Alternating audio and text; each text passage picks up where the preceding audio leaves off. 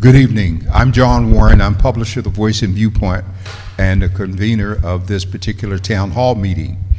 And I'm pleased to have staff here from Voice and Viewpoint. I'm going to ask our staff members to stand so you'll know.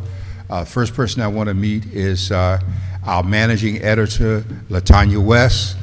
And then we also have with us Tahoot, who's back here giving directions, and Macy Meinhardt. Macy, wave your hand. All right. And then we have Emily Kim Jenkins here, who's been the one person in touch with everyone helping us coordinate this event. So we have been doing this activity since last year at different levels in terms of dealing with the whole concept of addressing hate in the communities. And so tonight, this is an extension of something we did earlier in the week. We had a luncheon meeting with some of our panelists to talk about this particular evening, and we wanted people coming here to be comfortable and to know that this was a non-threatening environment, because different folks have different reactions. And as I give you some information in a little while about hate crimes and how they impact communities, it'll give you even more to think about. So what I'm going to do at this part is hand the mic to Emily. Emily is going to introduce our guests, and I'm going to have an opportunity for our guests to make a statement, but I want to give the intro part first because it helps set the tone for the comments that are going to come. Now, the approach to this evening is going to be a very simple one.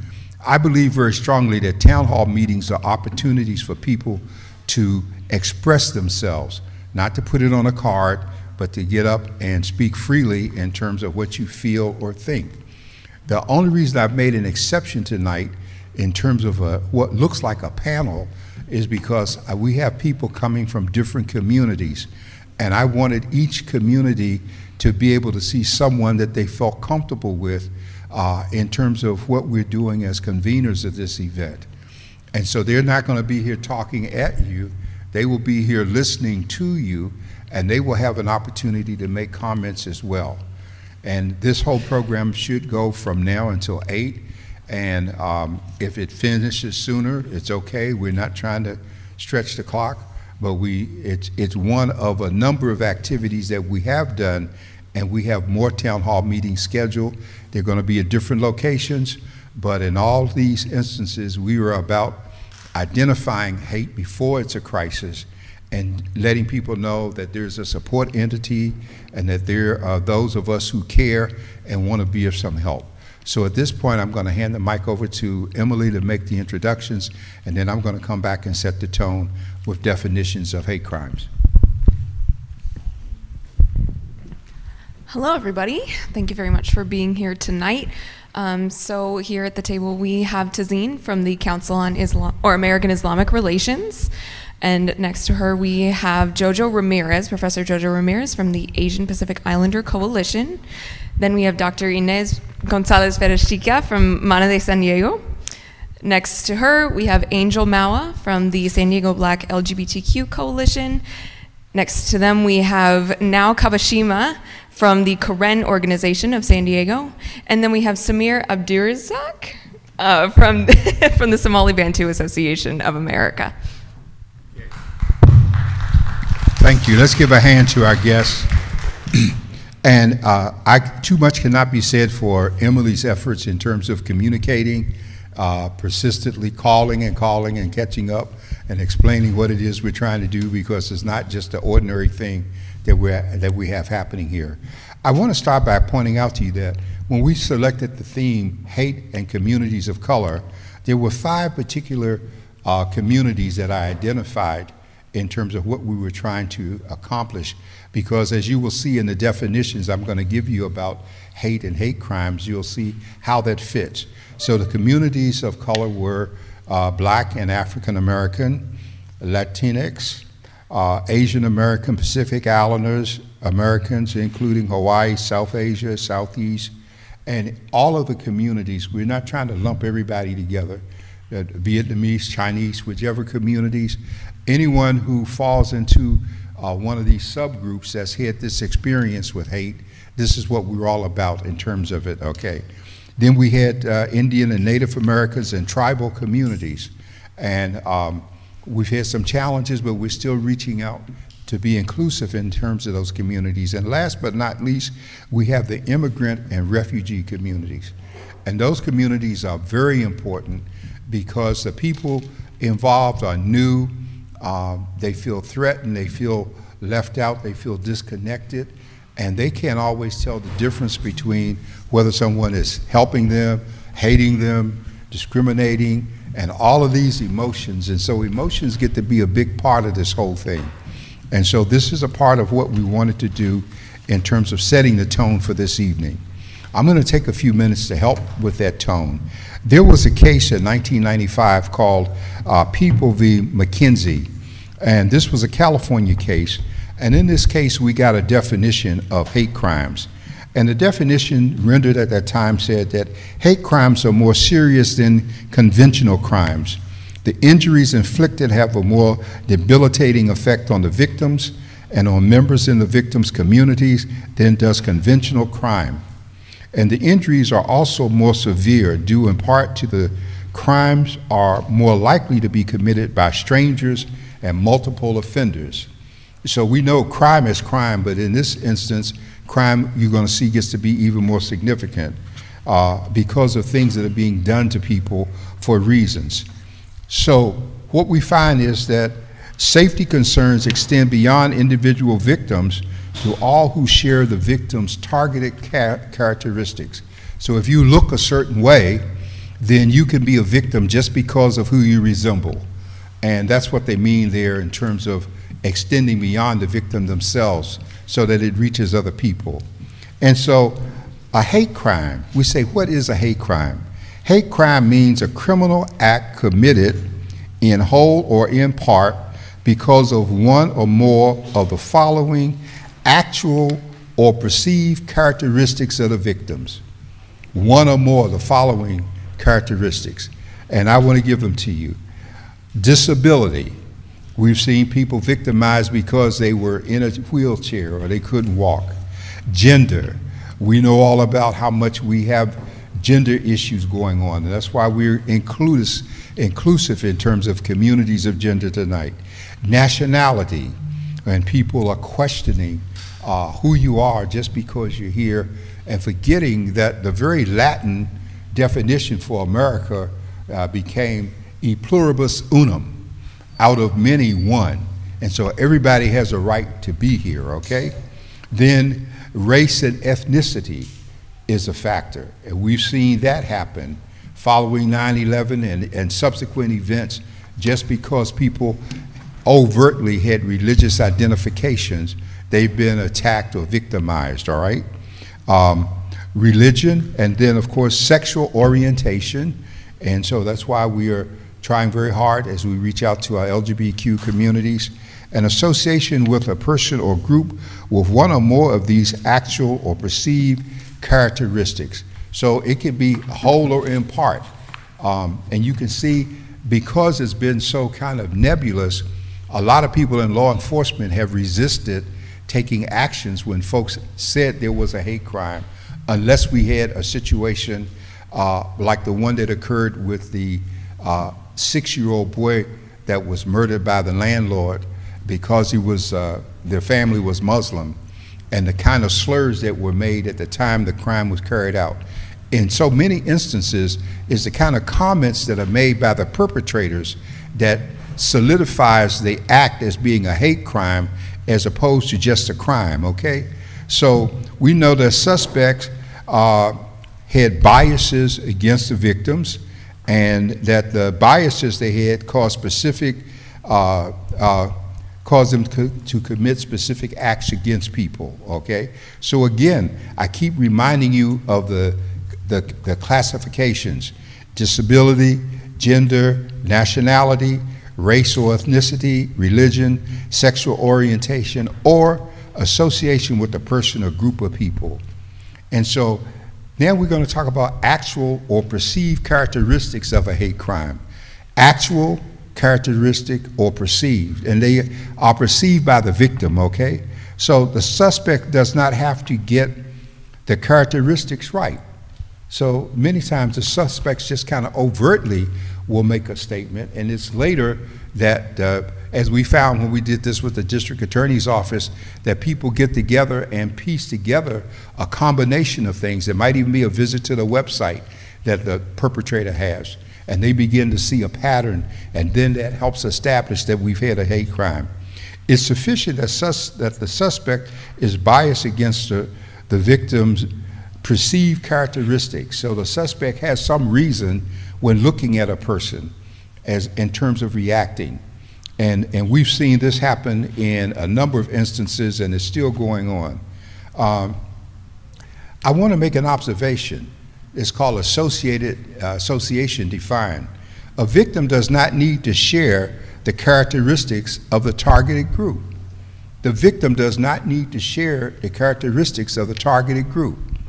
And so you could be friends with someone, say, who is from the immigrant community, and you have people who are upset about that immigrant community, and as a result of that, the person who is trying to help them, be it a volunteer, like we have at the border, we had a scenario where people coming across the border, there were people there to help them, charge their phones, help them make connections for transportation, plane or bus, because they were moving on to other family folks.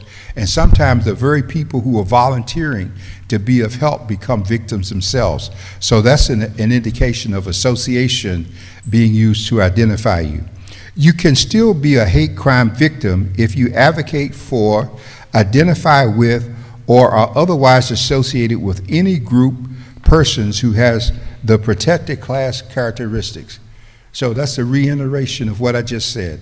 It's so easy for the perpetrators to just make a generality into attack. And that's what we are trying to raise a consciousness of, so that if you have those experiences, you don't feel that you're isolated or you're alone or there's nobody that you can talk to. And it's a very important place to know that there's a support group. Now, I'm going to bring something here called hate crime laws and the First Amendment. And this to be very important, the First Amendment. As you know, the First Amendment to the Constitution guarantees freedom of speech, all right? But speech alone is usually not a crime. And so this is where people get confused. Yeah, we have freedom of speech. Freedom of speech has manifested itself in many ways. Many years ago, back during the Vietnam era and the protests that was taking place, people who were protesting the war decided to burn the flag. And those who burned the flag found themselves being arrested for doing so. And so a case from that incident went all the way to the Supreme Court. And the Supreme Court made the decision that even though the flag is sacred to us, we still cannot deny the fact that they have a right to burn it if they want to, because it's expression. And so Congress responded by going back after that Supreme Court decision and making a statutory law to do what the Supreme Court didn't do. So for our purposes, I'm saying speech alone is usually not a crime unless, and here's the caveat, unless directly threatening violence against a person or group of people. That's when it becomes a crime, when it's directly threatening violence against a person, a group of people, or apparent ability to carry out the threat, which leaves victims in sustained fear. Now, that's a very important element, this sustained fear concept, because that's also a part of the legal definition of an assault. You have two major things in law, criminal law, assault and battery. Battery is the unauthorized touching of the person of another, and assault is putting a person through words in fear of such immediate harm or danger that it has the same impact on them as if they were being physically hit. And so that's why I wanted to make sure that we went through this. Hate incidents can be action, speech, or behavior that, while motivated by hate, is legally protected by the First Amendment. And that's why they start looking at your social media page and your comments and the things that you've done or said that add to the situation in terms of clarifying if a hate crime has been committed. And so we've had examples of hate crimes in strange ways. One of them occurred in San Diego here, I believe it was in 2020. There was a gentleman in Santee who went into a grocery store wearing a Klan hood. And you might remember seeing that in the news. And that was considered an act of intimidation because of what the Klan represented. Okay, it wasn't Halloween, so he couldn't say that he was going to a costume party. He was shopping, and he deliberately wore this hood. We had, many years ago, when I first acquired the Voice and Viewpoint, we had a situation in Oceanside at Halloween where some kids decided to dress as Klan members for Halloween. And it became a real big issue within the community. So these are things that we have to become conscious of in the kind of settings like we're having here, because it's not always cut and dry, but if we are aware, we know how to look more closely at what's taking place and to see how it might impact either us or people that we care about, okay? And so the most common ways to charge hate crimes are found in statute, and I don't need to go into those in great detail, but there are a couple of particular provisions under the Penal Code that helps set the stage for that to take place. And so I wanted to give you the things that I've done tonight, because our whole purpose here when we say hate in communities of color is to help have a discussion where if you have had an experience that you think falls into such a category, then we want to know about that experience, okay? We've had, give you an example, you know, a few years ago there was a big earthquake in Haiti. And as a result of that earthquake, the United States made special provisions for people almost on an emergency basis to come to the country, come here. And a lot of people found themselves, Haitians, trying to come through Mexico, and so they got as far as Tijuana. And at Tijuana, they were kind of locked down and met with some resistance. They were just kind of in a holding pattern there. I think it was a year or more. Some people were there waiting to get into the country. And so the Voice and Viewpoint was one of those locations where we were a drop-off point for people giving supplies, because we got hygiene and clothing and food and other essential items that people could drop at the paper, and then they were picked up and they were carried across the border and given to people. Well, when the war broke out between the Ukraine and Russia, what happened was all of a sudden we had people from Ukraine being given the same emergency preferential treatment to come into the country, but they were being allowed to bypass the Haitian people who had been at the border waiting all the time. So they were sitting there watching a whole new group of people that didn't look like them go ahead of them, being met with all kind of services coming into the country, which were not made available to the people who were sitting there working, waiting beforehand. And the government has been a party to many of these things. Just one last example before I move it over. I remember about 30 years ago, we had a situation, I think it was at least 30 years ago, because I had newspaper on the East Coast, and we had a situation where there were a lot of people coming into the country from Cuba, and it might have been even longer than 30 years ago, maybe 40 years ago. They were coming into the country from Cuba. It was said that Castro was emptying the jails and putting people on boats to send them here to the States. And so we had, of course, the Coast Guard patrolling the waters off of Florida. At the same time, we had this big revolution, upheaval going on in Haiti. I think it was right after Papa Doc. And what happened was people were fleeing Haiti on life preservers, raggedy boats, any kind of thing that would float.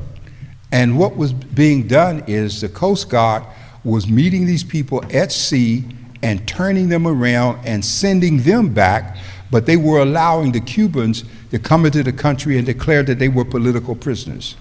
I mean, political refugees, yes. And so we have that discrepancy, and of course everybody would say, well, color didn't have anything to do with it, it was just politics. But America was playing a big role in terms of, and still does, the government and administration of the island of Haiti. And so we still have these issues. So I took a long time here, but I wanted you to be aware of why we're doing this. And I would like to, at this point, extend the opportunity. If those of you at the table have any kind of opening comments you want to make, this would be the time to do so. We're going to be mindful of time, and I hope nobody takes as long as I did. I apologize. Okay? Yes, use your mic because we're recording. You can stand if you like, though, because you'll be on camera and they'll be able to see your smiling I realize face. I'm a short person, so good evening, everyone. Thank you so much for inviting us. Dr. Warren, thank you, Emily. I had a great conversation with Emily before coming on.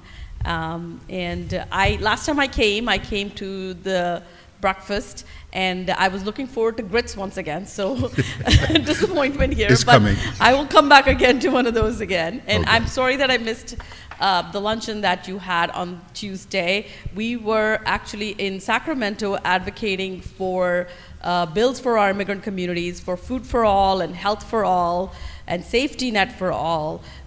So that's just to say that we are a very diverse community, and when you put a Muslim in a box, we just don't fit in that box because we're like oozing out of it. But there's so many identities in the Muslim community, so many diverse cultures. We are not an amalgamous group, but we're not a group that is of one ethnicity only. So knowing us is a complete joy because we bring so much to the table. We're such a colorful community.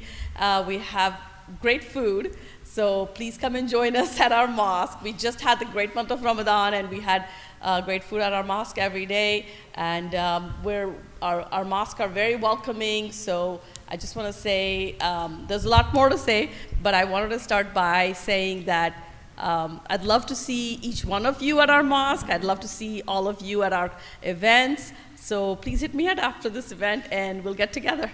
Thanks. Well, let me just say that LaTanya and I had the pleasure of iftar meal at Somali Bantu, and it was just outstanding.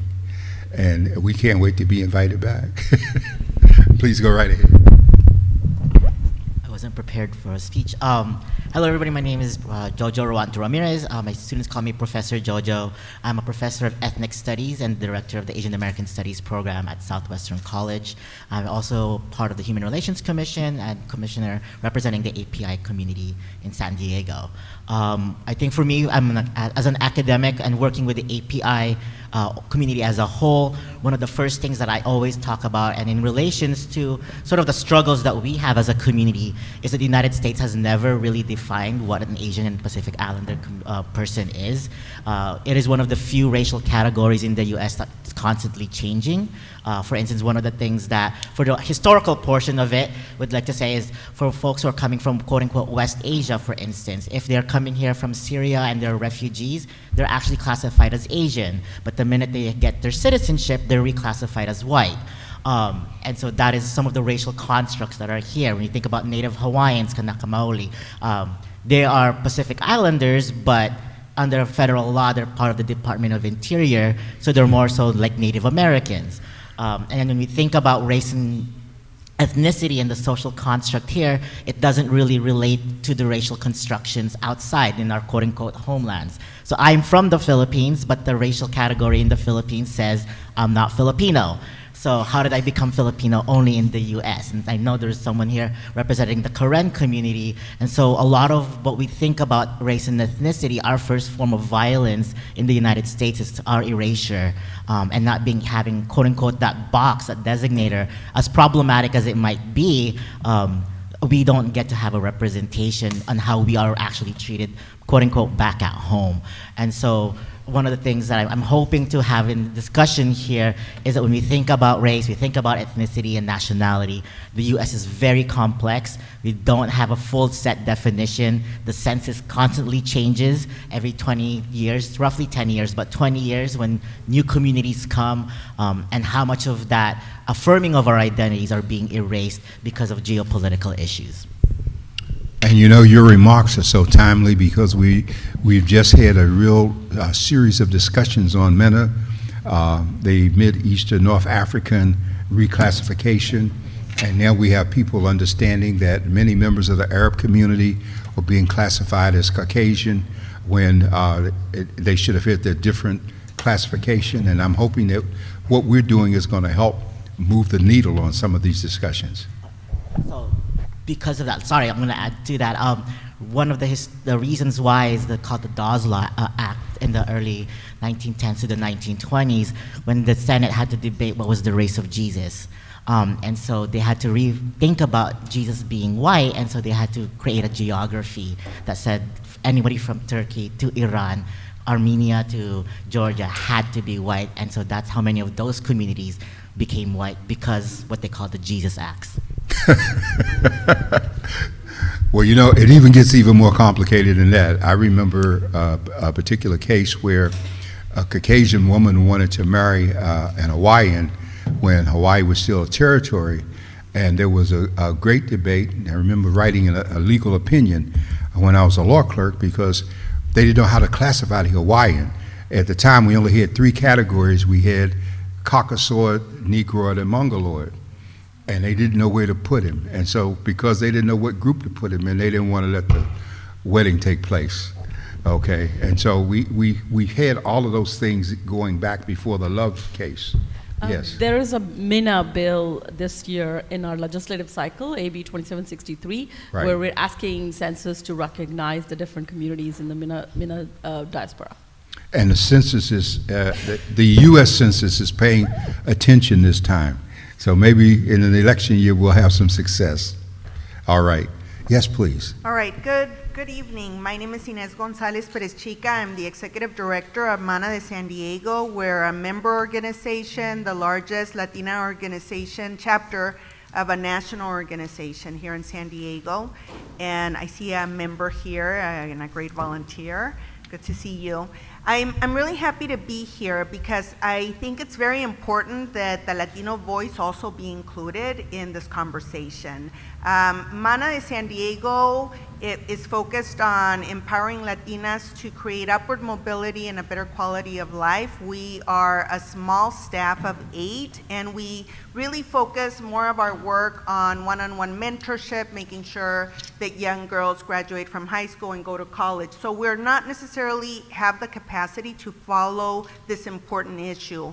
I worked at the National Hispanic Media Coalition for 9 years, and it was there that I worked on hate speech, and I was so happy that you mentioned it because language does matter. And in fact, I was part of a coalition to ask the media to drop the I word.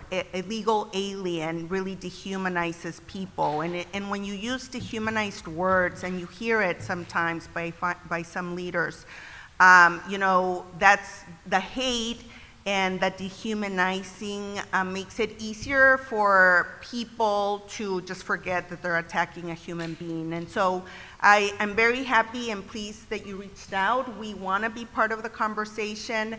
What I know is that hate crimes are underreported, especially immigrants, and especially if they're not citizens, they're not going to go to the police and submit a complaint. And so we as citizens, as a community, need to make sure that the hate crimes are being reported.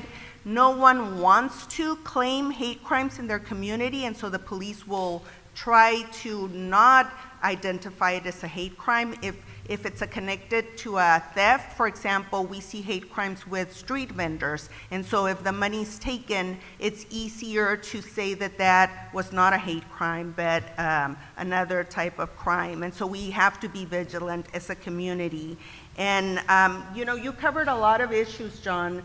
And so we're very concerned about hate crimes on immigrants and refugees, and also the mental health impact on young children when they think that they're not part of this community, because you know, you see it often where we are otherized, right? And so anyone that doesn't look like a certain person or the dominant culture, they're seen as the other. And you see, I mean, I've heard it so often when when a bus driver, a Latino bus driver, somebody gets upset to them and say, go back to where you came from, and they don't even know if they were born here and their parents were born here. So that's the other thing that we should be vigilant about, because it does start with language. So I'm happy to be here and to listen and learn, and we want to make sure that more Latinos show up to these community events, so let's try and make sure that we work together to do that. Thank you. And we are going to make sure that we do that, that we get more involved. Let me also say on one of the points you made, it was a judge in Homeland Security just recently reimposed a 72-hour limit on how long children can be left without being placed in some kind of care upon coming across the border. And because we saw what happened under a previous administration where kids were separated from parents, so many of them still have not been reunified. But the government is pushing very hard on the 72-hour rule right now, that they must find suitable shelter for children within 72 hours of them coming across the border. Please.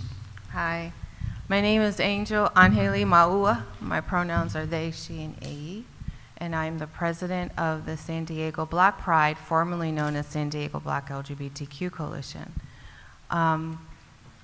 A lot of things, a lot of layers, a lot of lived experiences, but what stuck out to me the most is the bias and hate behind the border, the Haitians that were held at the border that you spoke of.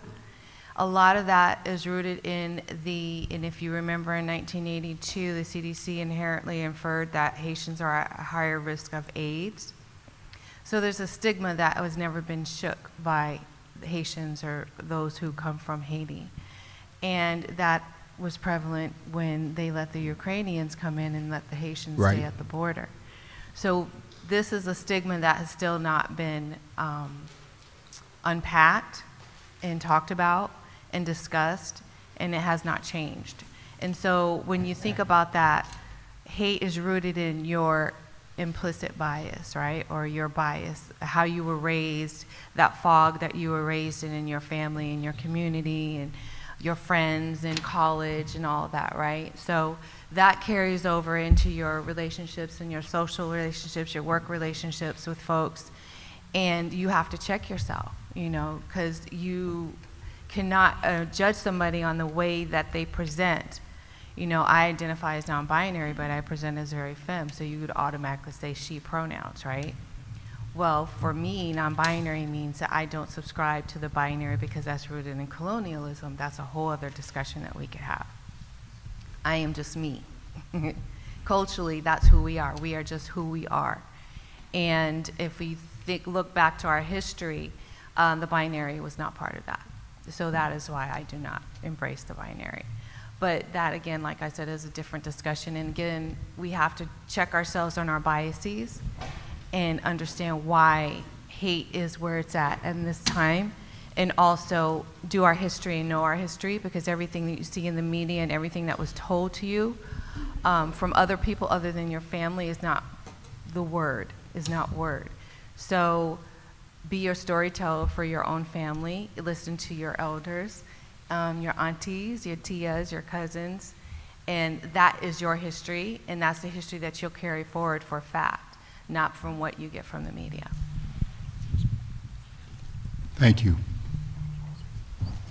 Thank you. Thank you so much for having me.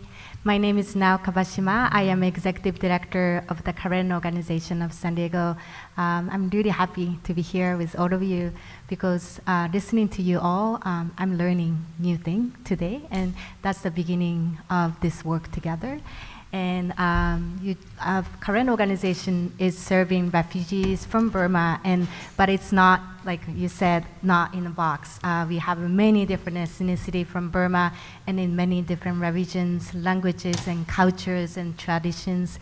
And some of our community members are Christian, Catholic, Buddhist, Muslim, and then other religion as well. And then, but we are working together as a newcomer for this community. And then Karen and then other ethnicity from Burma is one of the newest Asian community here in San Diego, and then one of the newest refugee immigrants community here in San Diego. So I'm so happy that we are included here. And I think when we talk about And then we are part of the Stop the Hate work with the state, California State as well, and we are happy to be a part of the work. But I think it's very important that recognizing like each one of us, all of us carry a lot of different type of pain. It's come from maybe your generation, collective and generational trauma. And then like some of our community members from Burma being persecuted and being victimized of the ethnic cleansing just because they are Karen or some specific ethnicity. But that type of story is everywhere in this table, and then I think it's important that we learn from each other. And today, actually, I wanted to bring my son and my daughter. They are 4 and 7 years old, but I try to bring them to this kind of table as much as I possible, because my son started to go to elementary school, and he started to hear a lot of story around hate. And then about bias, about stigma, about some microaggression, like a very small thing, but it starts with that. And then I think it's very important to include children in these conversations. And then, but I'm really happy to be this. And then thank you so much for being here. Oh, one more thing. Oh, no. One more thing. So for our community members who are new to this country and who don't speak English, like we've been saying that reporting is important, but they don't know how or where to start with. And then also like there's many ways to do this. Not only one way to report. Right now we have many different options. And then I think it's very important. All of us are sitting here, or all of you just try to listen, and then that's what we are doing in our office. And then whoever come, even anything, nothing is small or big, and then we try to help them to report if they want to. And then that's of course their choice, but we wanted to let them know there are many different choices. And then, I wanted to add that.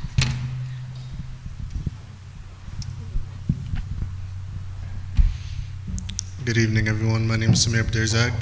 I'm the Youth Program Manager at Somali Bantu Association of America.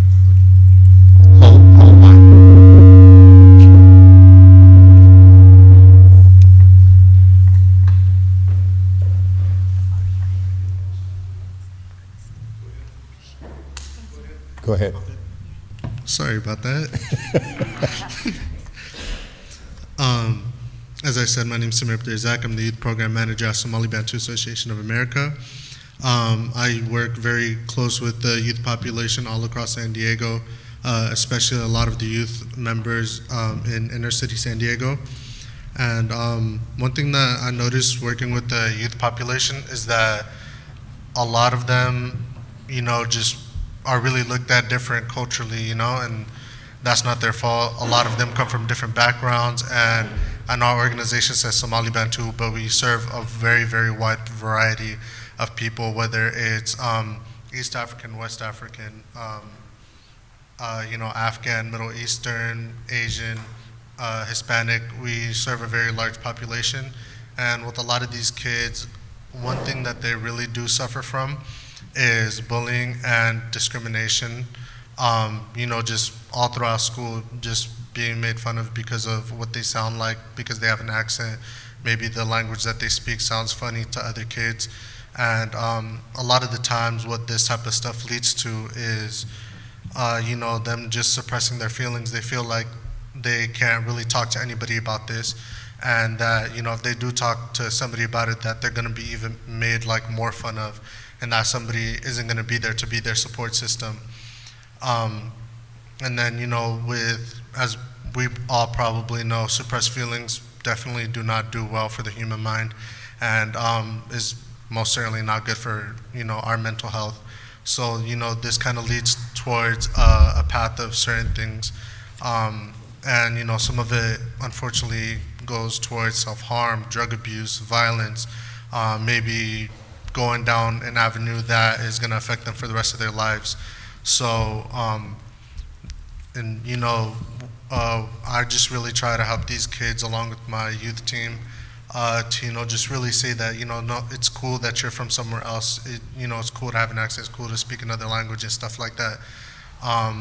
And, sometimes it's not even other kids that are bullying them. It'll really just be their teachers at their schools, or, just like, say like somebody, like an administrator or a coach. There was a couple times where some kids came up to me and said, hey, you know, my coach said I can't try out for the football team because, you know, I'm so-and-so ethnicity. He says that I'm not that I'm too small, not that I can't do this, not that I can't do that, but my type of people don't work hard enough. And, you know, it's just really stuff like that that we really do have to deal with.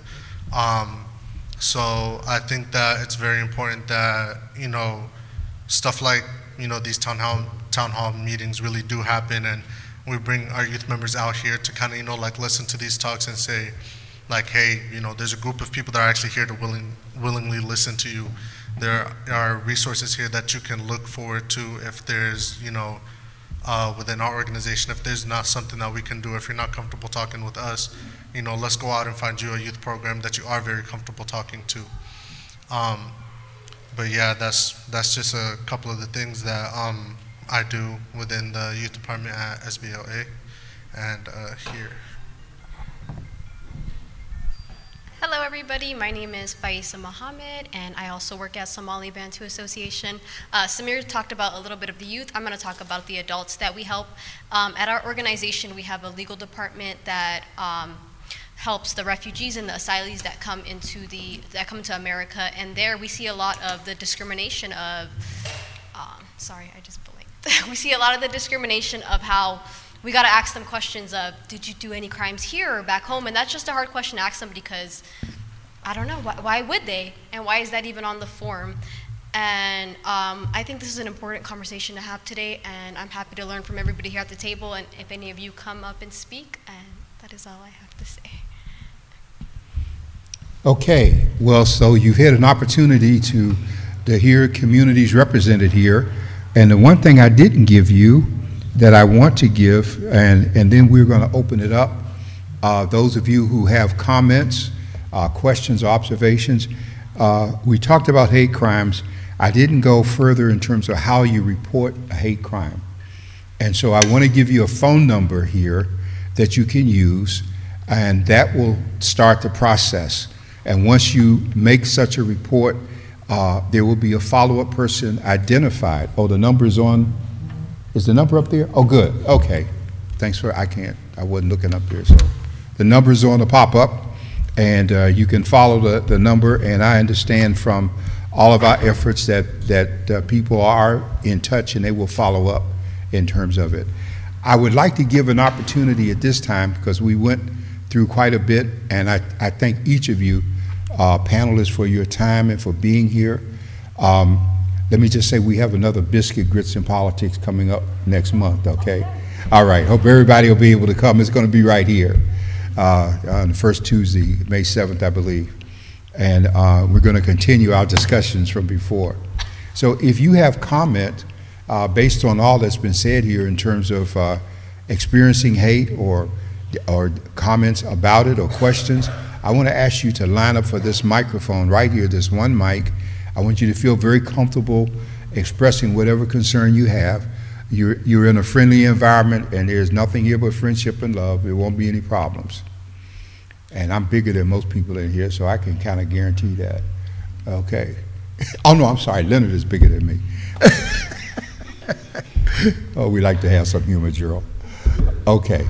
So this is where we open the mic up. This is what makes it the true town hall meeting aspect, where you have a thought based on what you've heard, a reaction, a concern, something you're remembering that you have observed and you didn't know that there was something that could be done about it. Now's the time. So I remember here in San Diego back around 1989 when Congress was really beginning to turn the heat up on hate crime after the murder in Texas of Mr. Jasper. I can't think of his last name. That was drugged behind the truck and killed. The law enforcement in the county went out of its way, no matter what happened, to make sure that it was not classified as a hate crime. They were not writing up. And so the feds began to wonder, why don't we have some reports here? And so what we have today is a 360-degree turnaround with District Attorney Summer Steffens, who we've had a couple of webinars and town meetings, and We've had her out to talk about what her office is doing. You notice there are two significant cases that come to mind. One recently, the Hell Angels that assaulted the 3 African American men, and they were indicted in terms of that situation. And then we had the Lakeside incident where a teenage girl stabbed an African American teenager while her parents were there looking. And the DA's office did go after the parents as well in terms of identifying the actions as a hate crime. And much of what I gave you tonight in terms of definition comes from the efforts of the district attorney to help make sure people understand hate crimes, elements of hate crimes, how we report, how we deal with it. And so we have a 360-degree turnaround from what we had some 30 years ago here in San Diego. So the mic is open. And anyone who wishes to speak, just come up to the mic. Just be mindful in terms of time that we do want to make sure that everyone gets a chance to say something they wants to. Yes, sir. Okay, my name is Yusef Miller. I'm with the North County Equity and Justice Coalition, Saving Lives in Custody campaign. And my question is related to, after I've heard all these different aspects of hate and disparities, how is it impacting the students in the schools, in the counties? If you could talk about that. I don't know if anyone in particular can speak if you wish to, because we have incidents where students have been impacted negatively. I just read a situation the other day where a teacher threatened to behead a student because she knew the student was Muslim, and some of the girls in schools have been confronted because of their dress, and so these things haven't been really going reported, but please. From my experience, I also I have the Gender Fluid Collective, which supports folks that are 18 and over. I actually have a son that just came out of the school system, and I don't know if you remember, they had Black and PUSD, Empower PUSD on Instagram. It was an anonymous site where the students from PUSD would report the hate crimes or the harassments and the microaggressions that were happening to them in the school district. And I don't know if you just remember, there was a teacher, a drama teacher from Mount Carmel who was just arrested for abuse and also hate towards other kids. Now, for me, from my experience, it's been a mental health thing. A lot of the kids don't feel like they have an adult that they can trust and talk to, because now with the reporting, and I don't know if you remember, some of the teachers went against reporting if a child was trans or non-binary and changed their pronouns and their name in the school system. Some of the teachers felt like they needed to tell the parents. Now, when you do that, you're putting the child at risk. You know, there's a risk of them going home and being kicked out.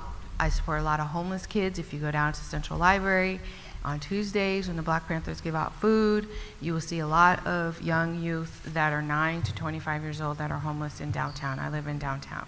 So a lot of them are not going to school because they drop out of school because when they lose their housing and they lose their food security, and they thought that they could go to somebody in the school system, and they're outed by the administration or the teacher or the counselor to their parents. And now it's a mental health issue, it's a housing issue, it's a food security issue. So this has been my lived experience with just kids being 100% themselves at school, which is supposed to be a safe place, but it's no longer a safe place because now you have the adults fighting over, well, you know, I don't think it's right that they should be called she and really they're a he, and I'm telling their parents because the parents need to know. Well, no, in the state of California, if they're 13 and over, they don't have to disclose that to their parents, and the parents don't understand that. So that's been my experience. Okay, please. Let me ask you to speak loudly if you can. Sure. Because I'm back here. I'm in shock. I got hearing aids. I can't hear you. So I work for CARE, which is Council on American Islamic Relations. Our national office just released a report earlier this month, which said that there was an increase of 8,000 crimes from last year. These are civil rights hate crimes that are hate incidences and hate crimes that are reported. In our San Diego office, we've seen an uptick of 300% of hate incidences that were reported in the last quarter of 2023. This all happened after October 7th. What I'm seeing is 50% of these cases are at least from the K through 12 age group, students on campus who are being penalized, punished, harassed, bullied, not just by their peers and students, but also with teachers, administration. I get complaints from schools administration, which is being asked by the superintendent and the principal to ask students that have Palestinian flags on their water bottles or their computers to remove them. There was a young lady who had a sticker, a watermelon sticker, which in the absence of being allowed to use a Palestinian flag was a symbol of resistance that the Palestinian community used. And they were asked to remove those because their speech was stifled. Because speaking Free Palestine is considered anti-Semitic, which is the exact definition of what we call anti-Semitic. Freedom of expression is something which is guaranteed by our Constitution. And that is afforded to each and every individual, whether they're a student or an employee or somebody in political space. Everyone is guaranteed this space. But these students were asked, their speeches were stifled because there is an increased amount of Islamophobia across school campuses, whether it be K through 12 or on college campuses. I have two students from UCSD that I invited here to talk about some of the incidences that they have faced on UCSD campus. There's a Students for Justice in Palestine group, there is a Muslim Student Association group, and there is PYM, which is Palestinian Youth Movement. And these students have been harassed by their professors, by their fellow students, since October 7th in a very large numbers. Like the numbers are astounding. There's been cases coming out of San Diego State, Mesa College, City College. Now we're having cases come out of Miramar College. So there has been cases reported in so many different age groups, ethnicities, because people have been asked to suppress their free speech.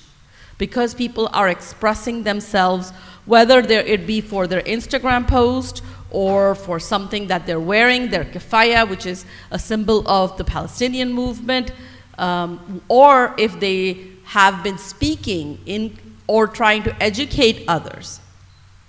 Islamophobia, for that matter, is a fear of Muslims. It's hatred created towards Islam and Muslims, and also people who are perceived to be Muslims. After 9/11, we saw that the Sikh community, which is in no way Muslim, just brown and wear turban, were attacked because they were perceived as Muslims. Right. So anybody who is even perceived as a Muslim has faced hate incidences and hate crimes. The Islamic Center was attacked. There was 2 incidences of hate incidences at the Islamic Center. I'm sorry, just going to say one more thing. They have a school attached to them. The second incident that happened happened right when school was about to be let out. Where somebody pulled up and yelled profanities, and when the complaints were launched against PD, they did nothing for it. They said, oh no, we don't have enough evidence, or we have to give them the benefit of the doubt that they didn't know that school was there. But definitely these were hate incidences geared towards the Muslim community and Muslim students. I want to make 2 observations based on our comments here. I think in the last 3 days, the student valedictorian at USC was denied the opportunity to give her commencement speech because she's pro-Palestinian. And that comes right on the heels of what we saw at Harvard with the president stepping down, and what is really an assault on free speech on campuses. And so that's a very serious issue that we're talking about here. And I just want to make the observation that when the police or if you're in the county and the sheriff's department doesn't want to respond, you have the opportunity to go directly to the district attorney, all right? Because the district attorney represents the county. You see, and so many of these elements subcontract with the sheriff, and the sheriff's department has a history of trying to suppress and keep the numbers down, the same kind of thing we see with what's going on in terms of deaths in the jail system. So we do have an alternative, and beyond that, you also have the option of going to the Attorney General, because the Attorney General is also tracking this situation and keeping up with it, and he has the ability to go beyond just what we're talking about. I want to thank you for your question, because we know, is it Mr. Miller? Yes. We know that you have a whole bunch of issues in North County, okay, and so much of it you don't have support from down here, all right, and for years we've tried to be supportive of North County, but it kind of wore us out after a while because we couldn't get a response. But I've been following you in terms of what you're doing, and applaud your staying with it. All right. Anyone else? There's the mic is there.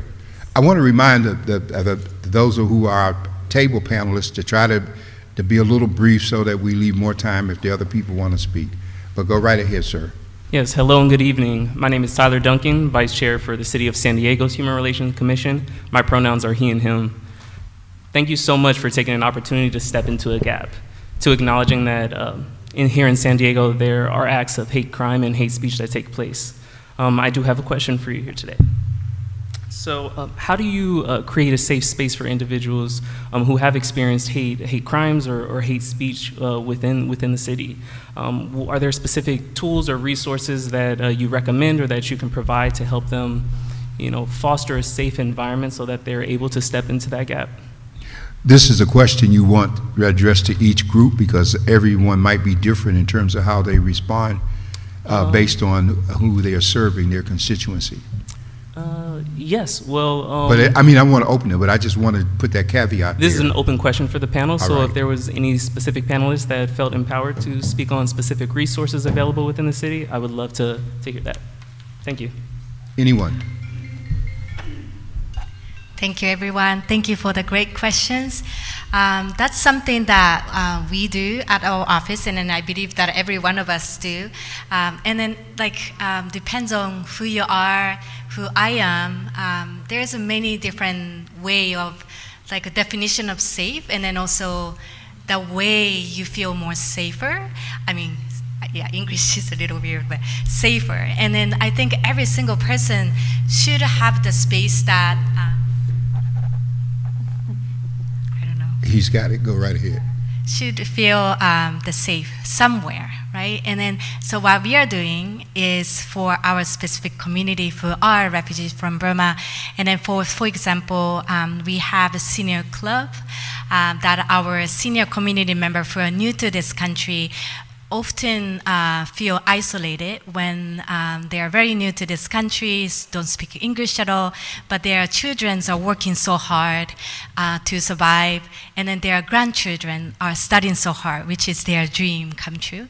But at the same time, our grandparents feel isolated or doesn't have any social thing during the day, except maybe over the weekend they have a church or a temple or mosque. And then, so what we are doing is weekly they gather seniors together, and then we even just have a lunch in the park, like a picnic, or we take them to the local lake. We just have a field trip yesterday, took picture with flower. That's something that they feel safe because they are with somebody who are from the same background, speak language together, and then they been through the different struggle together. So that's the way, and then we have a senior, but also we have a women's group, we have a youth group, we have parents group, and then I think it's the more space is available for many subgroup of our community, is overall, collectively we feel safer. And then I believe that Muslim community members or I know CARES or the Somali Bantu community or your community is doing amazing work in each different community.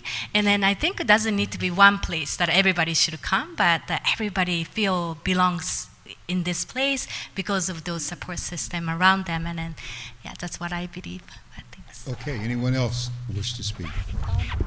Just on a structural basis, if I can speak to, I mean, as CBOs, as community organizations, we definitely, now has a very kind approach to everything.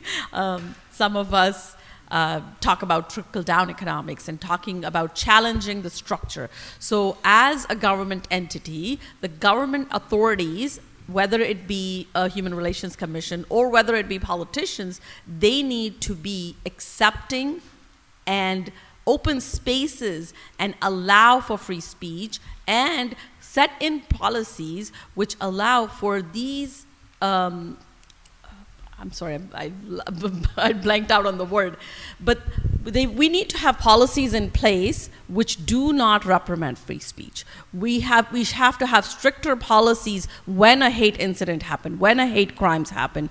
US government funding needs to be for our people, to create spaces of mental health development, not for school to prison pipeline. So as a structural organization, we as a community, we as an entity, we as a nation need to invest in our people, in schools and in free education and free health for everybody, rather than funding wars and genocides. Yeah, I just want to echo, we do similar work as my colleague just mentioned. So with Mana de San Diego, the opposite of othering is a sense of belonging. And so it is really important that young people feel that they belong in this community. And with Mana, they have a one-on-one mentorship program. And we build their self-confidence so that they can be strong, so that they can go out and feel still self-confident no matter the bullying that is real and exists. And we also know that mental health is a crisis for young people. In the Latino community, we want to make sure that parents understand that when their child might be, in their room and isolating themselves, culturally, some communities do not, in older communities, do not understand that it could be mental health and it's not laziness. And so we're working towards that as well. And I do think we need to make sure that young people are receiving the support that they need. Bullying is real, and we definitely need to make sure that we have a safe space for them. I'll keep it brief for the sake of time, but there's no absolute safe space. There are safer spaces, and I think we can create these spaces. One of the reasons why we created San Diego Black Pride is because there are no areas or no spaces that look like us, as far as just to be 1,000% ourselves, correct? So we carve out those spaces, events, and also support groups. I work closely with PFLAG. We have support groups that are available, but also not just providing those spaces, but providing education behind a lot of the stigmas that are happening, a lot of the biases, a lot of the behaviors towards hate and harm, and just the mental stress of being ostracized or being yourself, right? Or just having a voice, or just speaking on a topic. So what we do at Pride is not only carve out that safer space, but also provide resources for mental health, for spaces to have those conversations, and as well as spaces to educate those who are ignorant on a lot of different topics that create these problems. I want to make an observation here. In August of 2022, the Voice and Viewpoint GOD Radio, we provided a webinar with the county superintendent, the superintendent of San Diego Unified, and a number of other educators, all focusing on the crisis in mental health for our students. And at that time, we had a great deal of discussion, but nothing has changed a great deal. We still have less than the number of counselors that we need for the number of kids that are in crisis. Plus, we have multiple languages being spoken in schools without interpreters on site. And we already know from education of the handicapped, IEP, special programs, that there are many issues that kids are dealing with. And we've had studies that show that many times the children of people of color are treated more harshly in terms of suspension, expulsions, and all of those things that are negative that can relate back to some mental health issues.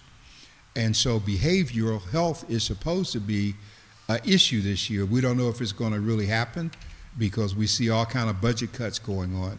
But I think that we as a community need to connect the behavioral health issues that we're talking about with the hate crime discussion element, because a lot of it is manifested in the behavior of the very administrators that we're talking about who are dealing with the students.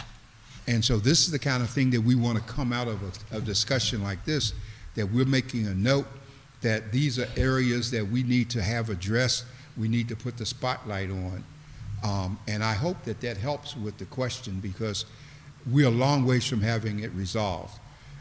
We have Association of Black Psychologists in our community who can't provide services because the only entity that provides care is Medi-Cal, and it turns out in California, Medi-Cal provides more supportive services than Medicare or private insurance in terms of all of these issues that we're talking about. And we just saw the crisis with the Medi-Cal system going through changes, and people did not open those yellow envelopes to see what the transition matters were going over to cover California. And so this is an area that we almost would need a committee to look at in terms of paying attention. But I just want to register on our end an awareness of what we're talking about, even though we don't have answers. And I'm glad to have the panel address it. If someone else wanted to speak? Yes. I had a question. You touched on some of the hate incidents within your community. Can you speak loudly, please, sir? Can you hear me?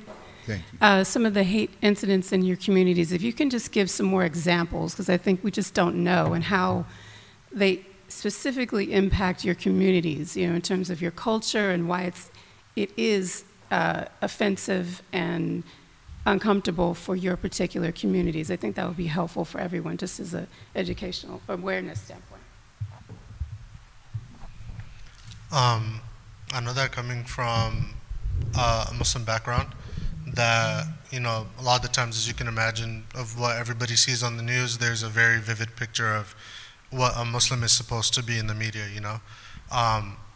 but I guess a couple of incidents, and this more so happens with the women, because for our women it's more like open that they're Muslim. When you come across a Muslim guy, it's kind of like you gotta ask them, right, be wearing a khamis or a thobe or something like that. But for our women, they're wearing hijab, so that's a very clear indicator that that's probably a Muslim woman. A lot of the times, the things that they go through is just people just really just cursing at them, just bashing them, just getting on them about just stuff that they see in the media that's absolutely not true about our religion. There are some points where people will throw things at them, swear at them. While I was in school, while I was in high school, couple fights would break out where somebody would come up behind a Muslim girl and just rip off her hijab, which is very painful with the way that's wrapped around their head.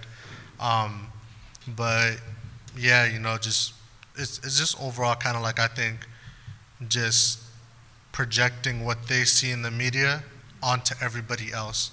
Like how a lot of people see, let's say black on black violence, they would start to think that, oh no, every single black person is like that. No, that's, you've seen that in the media, understandable, cool, but we're not all the same people.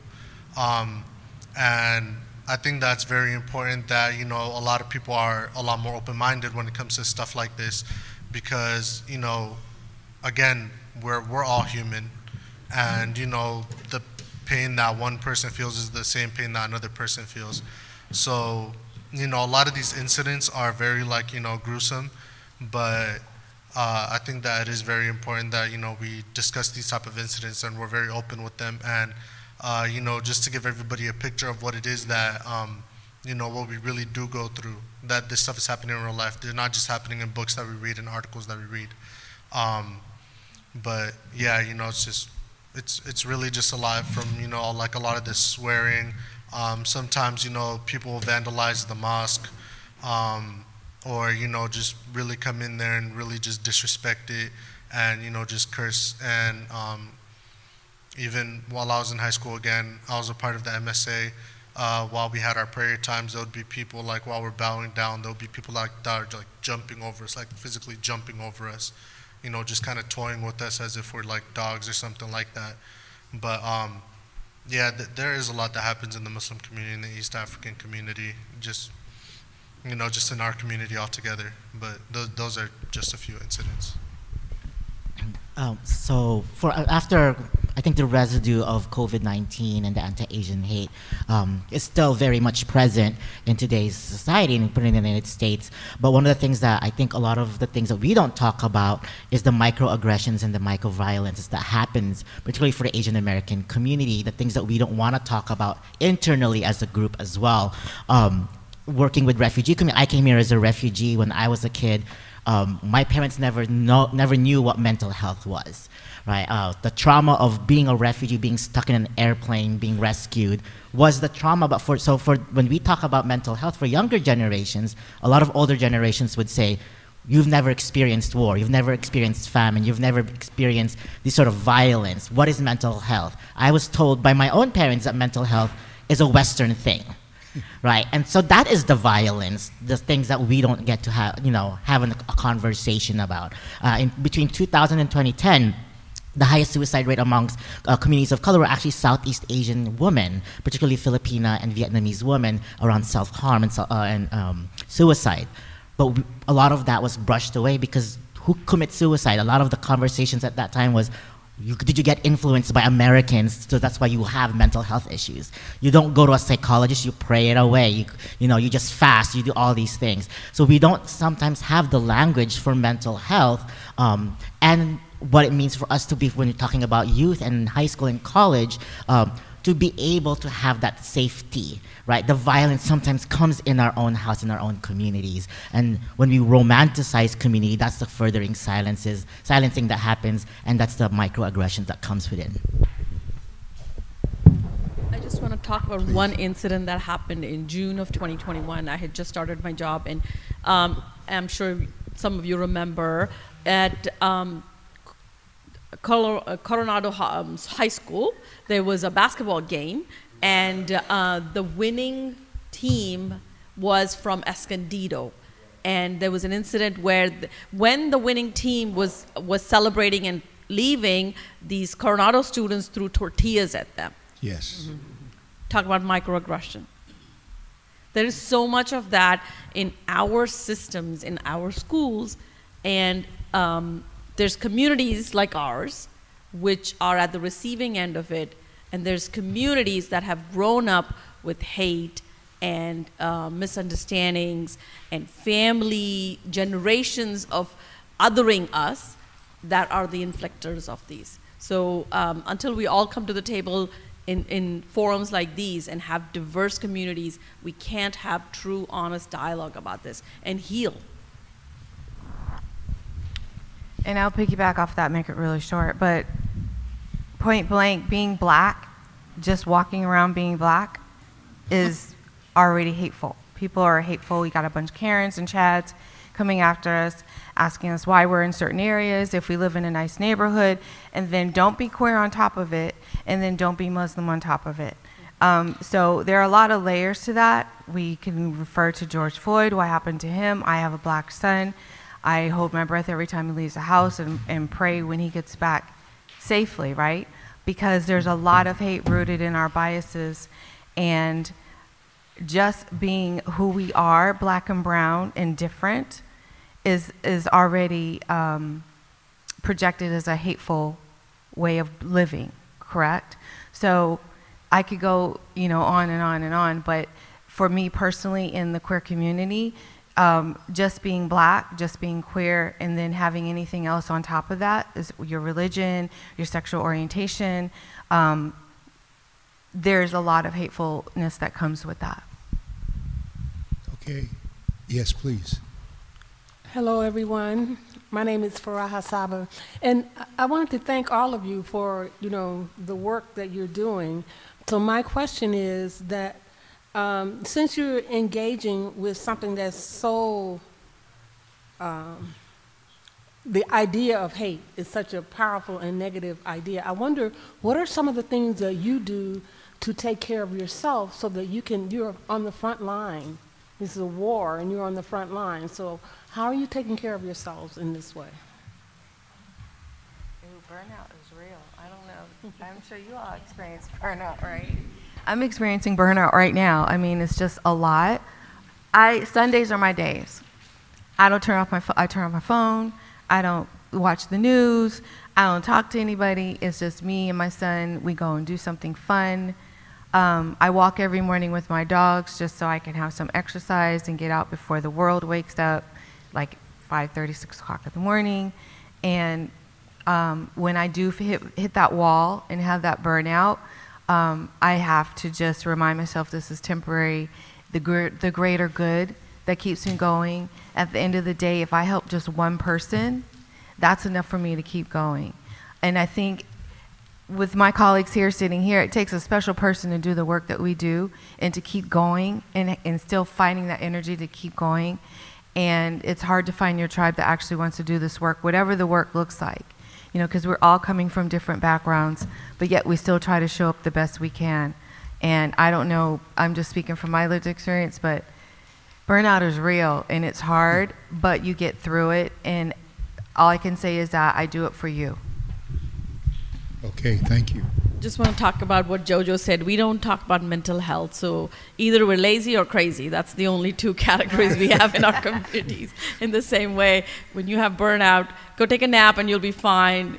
Go take an Advil and you'll be okay. So, but we do, what do they say? You can't pour from an empty cup. So as people who work in this work and people who do a lot more direct services at the border. Like I have friends who are at the border servicing the people that are in the open air prison, and they're there every day. They're there a couple of times a week, and we do feel burnout. And we as a collective need to have more organizers, more activists, more of us involved in this work, because when the work will be shared, then we who have been burned out will have a moment to spare and will have somebody to pass on that baton. So we just need to all collectively come together and be a larger group of people servicing this community. Yes, sir, please. Hello, my name is Nicole Murray Ramirez. I've been a Latino and LGBT activist for over 55 years. I want to thank you, Mr. Warren, for hosting this townhouse. I think all of us, and even as old as I am, we learn things, and I certainly have learned a lot from this panel. I think that we all have to realize that the hate crimes have been, San Diego, many of you might not know, in the 1960s and 70s was the home of Tom Metzer, and we were the headquarters of the National American Nazi Party. Right. And we have had these hate organizations in our city, but I also think it's important. The Muslim community is certainly under attack, but so is the Jewish community. And the students, the Muslim students, are being attacked in our schools and education, and so is the Jewish students. And to me, I think it's important we show up and support. I remember when the Asian Pacific Islander community was under attack. In many ways, to me, it had woken up a sleeping giant. And I remember attending Asian Pacific Islander demonstration. We need to go to each other's demonstration. That old saying that a hate crime against one of us is a hate crime against all of us needs to be there. And I'm learning more about your community and other communities, and I think we need to attend each other's, because though I think there's a big right wing that's focused on all of us, and I think that united and understanding each other more is the answer. Thank you. I want to thank you for mentioning Mr. Metzer. You know, he was located in Fallbrook, and it took the Southern Poverty Law Center to take them into bankruptcy. to break that whole movement up. But it was a long battle. And of course, we got a generation now that wasn't even alive when all of this was going on. But San Diego was often referred to as the Mississippi of the West. That's correct. Okay, the palm tree curtain, as it was called. There's the iron curtain, the cotton curtain, and the palm tree curtain. So we done got rid of most of those curtains now at this point. Mr. Dr. Brown. Warren, I want to commend you and the Voice and Viewpoint for holding this meeting this evening, as well as the panelists. My name is Gerald Brown. I've been around this community since 1970, back and forth through the military, and now here I serve as the executive director of the City of San Diego Human Relations Commission. Please forgive me, I had a stroke, and so I'm trying. But this meeting was so important to me. I brought my grandson because I wanted him to see and him to hear what you had to say, because as Dr. Warren, who is our historian for not only this community but for the nation, tells us, we sometimes let this just fly by us. And so thank you for coming out this evening. My one question is, Dr. Warren, thank you for mentioning the phone number that's up there, because often in communities of color, for whatever the reason might be, my brothers and sisters that come across the border, my brothers that have immigrated from another country, they experience hate and discrimination and all those different things. But they are afraid to pick up the phone and make that phone call because we don't know what's on the other end of that line, whether or not somebody's going to be sent out to actually help us or hurt us. And so I want to find out from you, what happens when a call goes into this number, and what happens on the other side?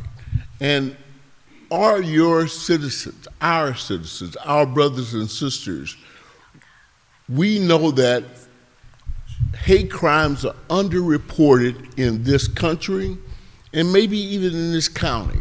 So I'd like to know what happens after they make that call. Do you get a call at the Islamic Center? Do you get a call at MANA?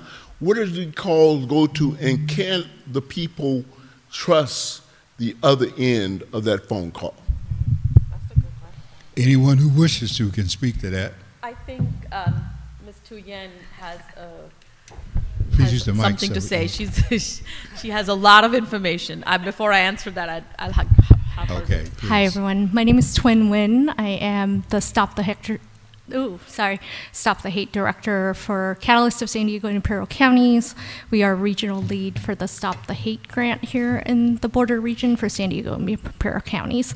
So I'll share as much as I can about California versus hate, as accurate as I can, but I'll refer that on.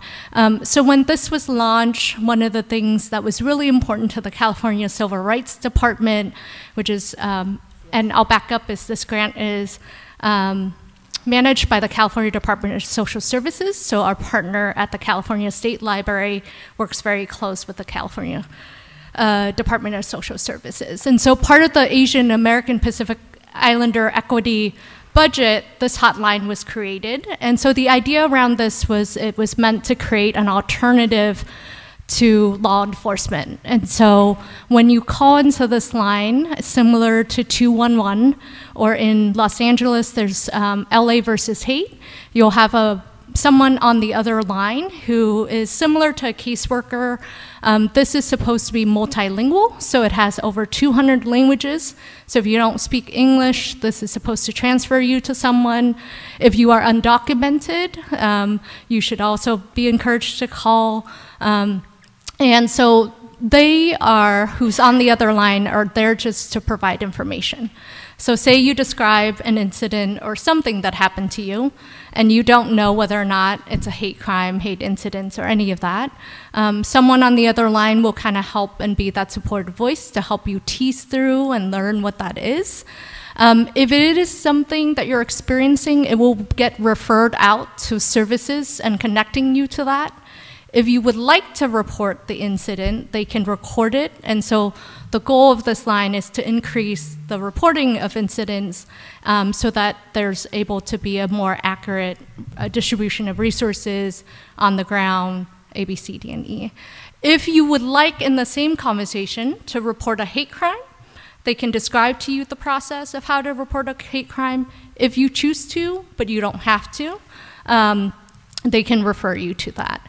But this is housed in the California Civil Rights Department, which is formerly known as the Fair Housing and Employment Department. And so they deal with civil suits. And so even that, like if you are having an employment issue, et cetera, and a housing issue, et cetera, they actually can refer you to their staff who then can help you with disputes in regards to that. So with that, I pause there, but they also, on a separate line, also have a community conflict resolution unit, of which I can share at another time, but I'll pause there in regards to this hotline that has been launched. Thank you. Thank you, Mr. Yan. Okay, this is the open mic scenario, so. May I add something to what Mr. Brown was saying about reporting when we get a call? There is a lot of fear, and the hate incidences, hate crimes are definitely underreported, and there's many factors to that. Race and ethnicity definitely is a portion of it.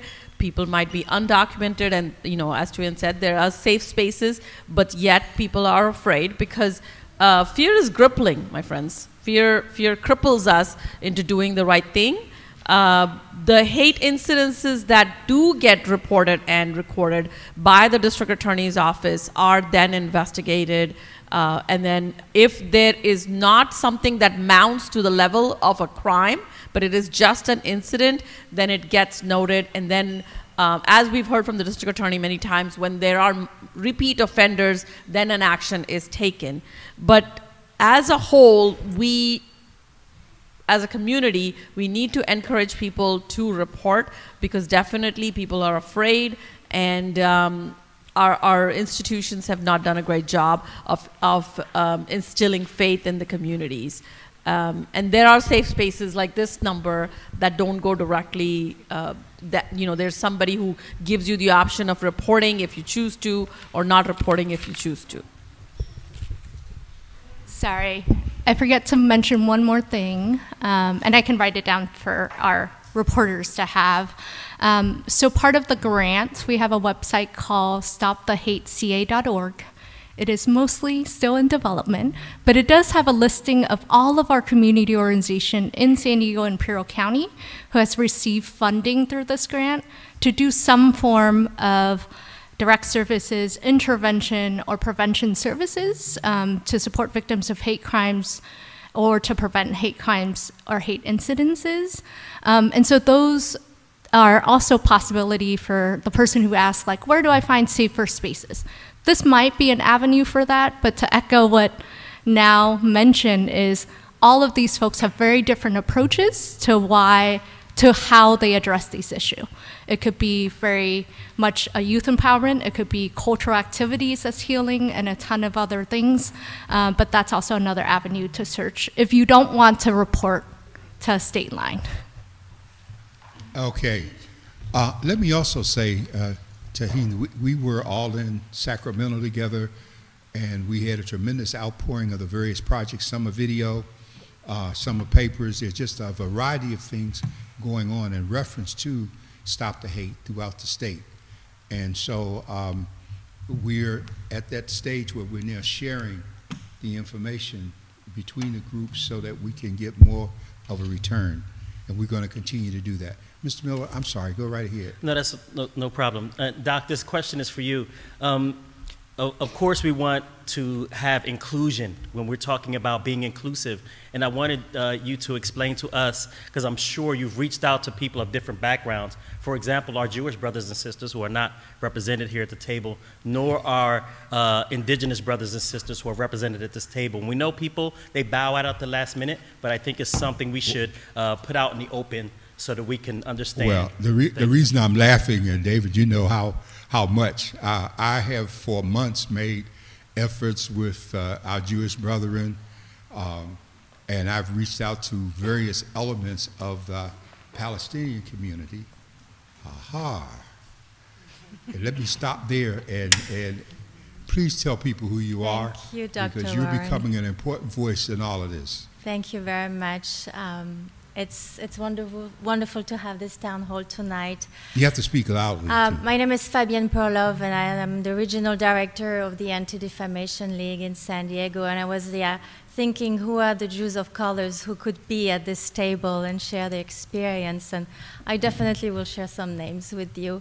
But I'm learning a great deal tonight from your experience and your courageous leadership in fighting hate towards your community.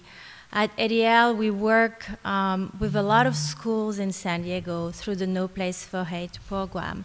We're working with 185 schools, and sometimes we feel disarmed when we hear an incident affecting another community where we don't really know where to turn. So I definitely want to share contact details after so that we know where to go, so that we can work better with the schools, provide the adequate training, resources to address bias in our schools. I do want to share to my friends and what I would say colleagues is the Jewish community is diverse. We also are in pain right now. There's a rise of anti-Semitism, like Commissioner Maria Ramirez mentioned. And the Jewish community is not only Ashkenazis, not only Europeans. We have a lot of Israeli Mizrahim from the Middle East, Iranian Persian Jews, Latino Jews, and so they could share their own individual experience on how they face hate, and we have obviously LGBTQ+ Jews of colors as well. So moving forward, I would love for ADL to contribute to this conversation, and not only to be able to share resources, but to continue to learn from you all. Thank you. Well, let me just say, we had an opportunity to break bread at a breakfast a few months ago, and I've been encouraged with the leadership that she's brought to the ADL, because historically, the ADL has been rather difficult in my lifetime. Things are better now. And she's brought a refreshing change in terms of the outreach. And in response to the question, Mr. Miller, I made it a point from day one to try to be inclusive of the different communities. Some people were still trying to decide whether or not they should talk, because they don't necessarily know who we are and they're not comfortable. So we have to keep going back.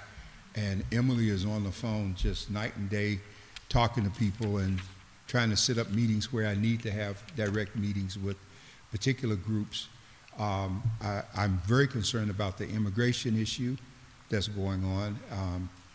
And so I've been spending time with Walter Lamb at the Alliance for African Assistance as a conduit to reach into some of the 22 countries that are a part of the Ethiopian Community Development Corporation that many of them are working with.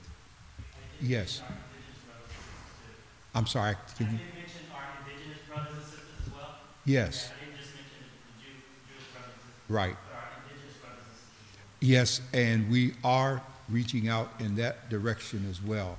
A matter of fact, she'll be coming back in a moment. I asked Camilla Albertson that, oh, there you are, you're back. I need for, right after she speaks, Camilla, I need you to come up and identify who you are, because you are part of what we've been trying to do, and you're very close as she represents Indian Voices and much of the outreach that we've been trying to do there. And our efforts go back years in terms of what we're doing. So we'll hear from you in a moment. Yes, ma'am. Hello, everyone. My name is Lauren Garces. I'm grateful to serve as the co-chair for the San Diego Asian Pacific Islander Coalition. I actually just want to bring up an incident that happened in our community last week. A good friend of mine, it was filmed on one of the business cameras in City Heights. He has a 90-year-old grandpa that was walking home from the supermarket, and unfortunately, an individual came and shouldered him. his grandpa fell to the ground, and fortunately there was a bystander that was coming and walking towards them, so the person played it off as if it was an accident. But I want to address or talk with you all and everyone here about how do we empower our elder community to feel safe, because his grandpa feels terrified to go out now. And then also just the importance of bystanders in those situations. If we see a hate crime, what is some of the things that we can do to make sure that other person is safe and also protected, and we can stay with them as well? Well, I would think one of the things and I thank you for being here. You are one of the people who are very concerned about reaching and having involved.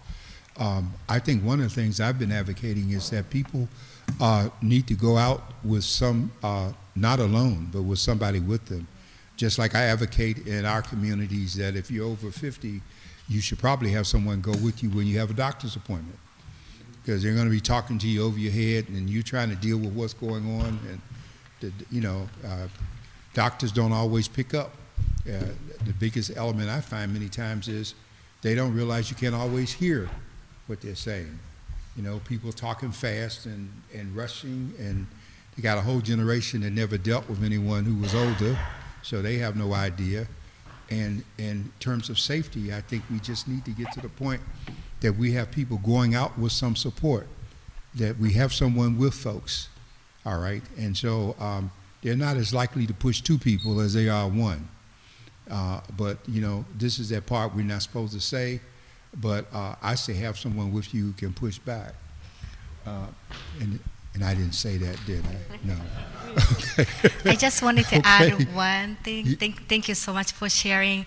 I think that's a very important point, that our seniors very easily get isolated, and then also like this kind of situation, they don't know how to deal with, and then also like get scared to go out, and it's not good for them. And like something like for example, what we've been doing with this Stop the Hate grant is the senior escort program, that whenever our senior don't feel comfortable to go by themselves, we are there to go with them so that they feel comfortable and safe.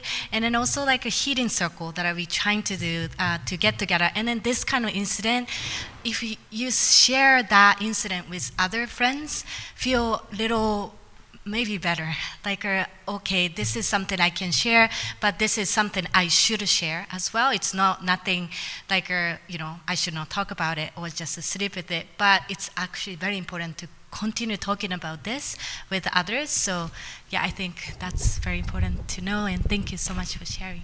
So I just want to say, we're not part of the campaign, but we were really glad to be here. But, hate crimes are not new, right? There's like cycles. And I was working at Cal State Fullerton, and I remember that in Orange County there was this bystander campaign that was really great, and I would suggest the coalition look at that, because you don't have to recreate the wheel.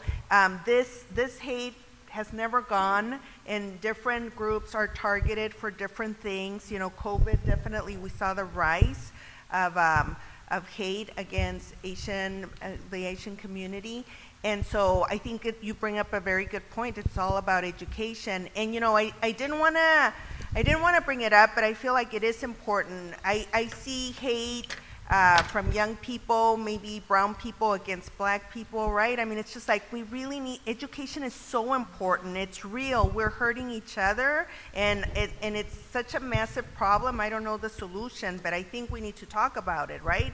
I mean, I think it's important to figure out how to create more community between communities, because the hate is even amongst ourselves. Thank you, Inez, for pointing out that hate comes in cycles, because the incidences that we're seeing, the numbers we're seeing, is very close to the post-Trump administration that we saw. As part of the Stop the Hate Coalition and the Stop the Hate grant, we've had some bystander and upstander trainings. The Nonviolence Peace Force came out, and Faiza and I attended upstander and bystander training with them. And I know that Catalyst and Stop the Hate Coalition is up for having more of these and preparing us to be great upstanders and not just bystanders, but true upstanders. Ms. Appleton, would you please? And let me say, as she's preparing the speech, to speak, don't forget to fill out our survey form. Don't forget to, if you didn't sign up, we want your email so that we can keep you abreast of what we're doing going forward, because this is just one of many more activities that we have in mind to deal with the whole matter. Yes. Tell them who you are. My name is Camille Appling. I work with Indian Voices newspaper. I write a column called On the Town with Camille, and I've been blessed to work with... I'm sorry. I can't hear you. I write a column called On the Town with Camille, and I've been blessed to work with several of you guys in different areas. I work with Mana and a couple of the other organizations here, and I just wanted to express the gratitude to be able to share about us sharing the same mission with the Stop the Hate. And some of the things that we're concerned with really are cultural sensitivity. And all of us have been able to share our culture, what it means to us. Some of us are blended cultures. And I think that the cultural sensitivity prepares us to prevent hate crimes by sensing the person as our brother or sister. And so I just want you guys to know how important that is with our mission. And then we're also concerned with the different areas where when people come over here, there's different meeting places. And so there's people that are allowed to meet and work with people that are already acclimated to the African American community, the Latino American community, the American community, and then there's people that aren't allowed to have the embracements that they usually have. And so I have 2 Filipino aunts, and so with us, we really know people that love the Black that we're with, or the Asian, or the white, or the Latino. And I think that the addressing these issues is so important because there's areas where we can prevent hate crimes and real desensitization to cultural efforts. So I just want to express our gratitude for people working with us, the ability for people to be sensitive to what we're talking about, and the ability to move forward into a culturally sensitive environment that's projected for children, elderly, and adults, and all of the other members of society. We're looking forward to you being more involved, and we've always wanted Indian Times to join us, even as we've reached out to Asian Journal, Filipino Press, El Latino, to bring the papers from the communities involved, since they are trusted messengers in terms of reaching people. So we're going to expand upon that here. All right? Thank you. Anyone else have closing observations, comments, questions, incidents? We have a few more minutes. I want to encourage the panel to also fill out one of our survey forms in terms of being with us. And I don't know if did we get forms to the panel? Yes, you want to, please.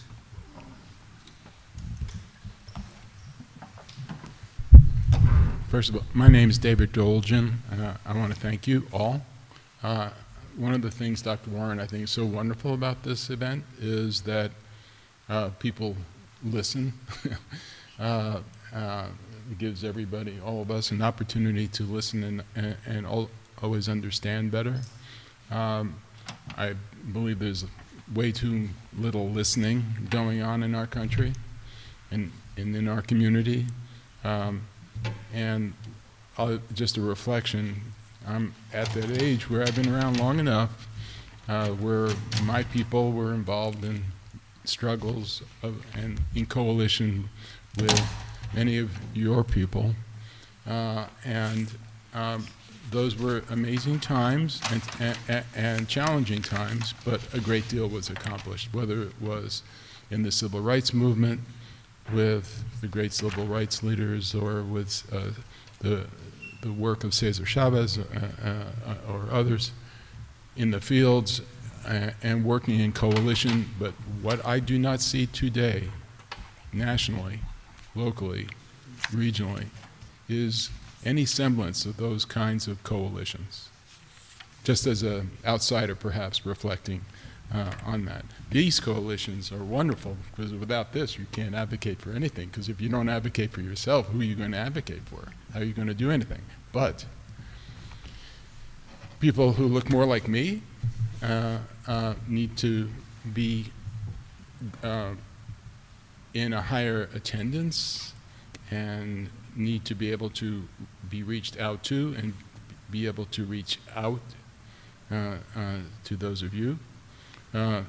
so that, for instance, we have a conversation where there's extreme rise of hate crimes on campus against the Islamic community, but also against the Jewish community. So people and the forces that divide us should not define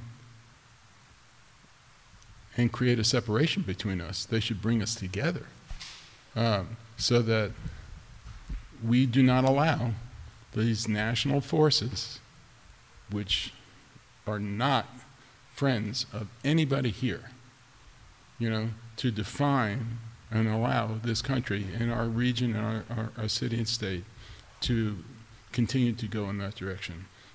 I remember after that famous escalator speech that was made, right after that, some of you may have been there, I attended a demonstration at Lindbergh Field at the airport, because there were people coming off, immigrants, and you had Muslims, Jews, Hispanics, you name it. Everybody was in coalition together and speaking out. And I have seen a degradation of that, and I feel very sorrowful about that, but it doesn't have to be.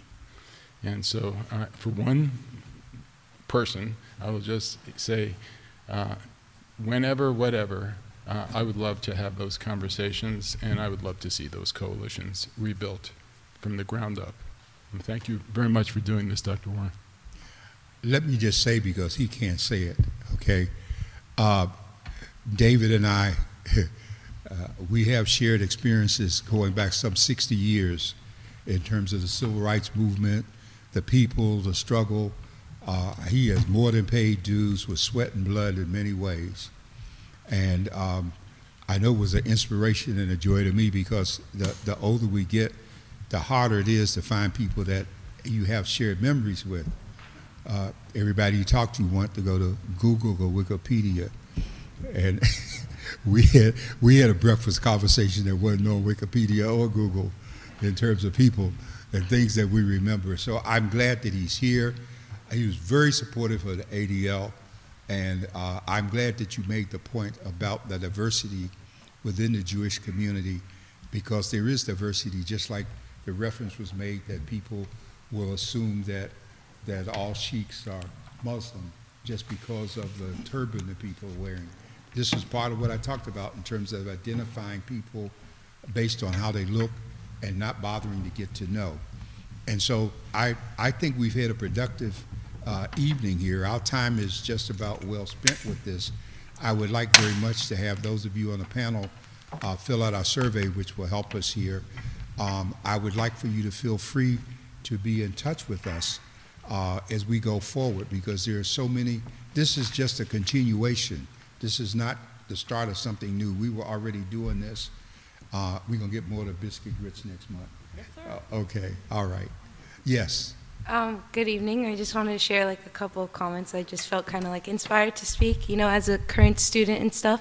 And I'm so glad to have such a diverse and, different group. And my ask from the community, especially when we work towards making these panels, is not to undermine anyone's, struggles by saying, with whatever's going on in each community, but also to close the gaps. Because there are definite gaps apparent, as a Muslim student, and seeing how it is on campus, and seeing how on one side, one group, when holding protests, there's 2,000 police present, and, and painting them in a way as if they're the perpetrators, when in reality, when we ask for security and help, it's never present. But other groups on campus are prioritized and, are having those meetings with their administrators when Muslim students or Arab students of any background have yet to meet with administrators. And my ask from this is to please help close those gaps and to make sure everyone is seen as an equal. Because unfortunately, in today's day and age, a lot of us are feeling as if we're unequal. Yes, everyone faces a form of discrimination,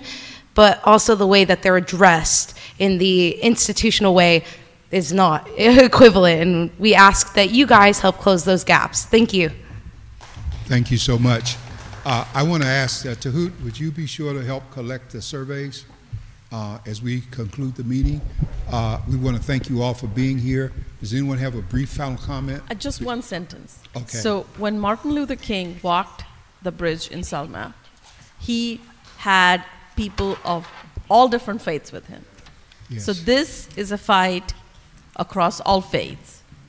And unless all of us come together, we're not able going to be win it. So, thank you. So timely. On that, we're going to stand adjourned. Did you have a comment? Oh yeah, one last thing. So I know we have to report more on hate, the uptaking we need to have to our community, but we also need to start sharing our community love and community support. Like we don't share enough of the coalition stuff that we're doing. We're not posting enough. We post about the hate, the struggle, which is real, but what are we doing to actually uplift and share our love to each other? And if you share those things with Voice and Viewpoint, we will do the stories and we will put it out there for all communities. All right, so we want to establish that that's where we are and that's what we'll do. I want to thank you all again for coming. This is going to be uploaded to the internet, this session, in short order so that those who weren't here will be able to see it. And we're going to let you know as we move ahead with our next scheduled events. Our next scheduled town hall meeting is going to be May 23rd at the LiveWell Center at Euclid and Market.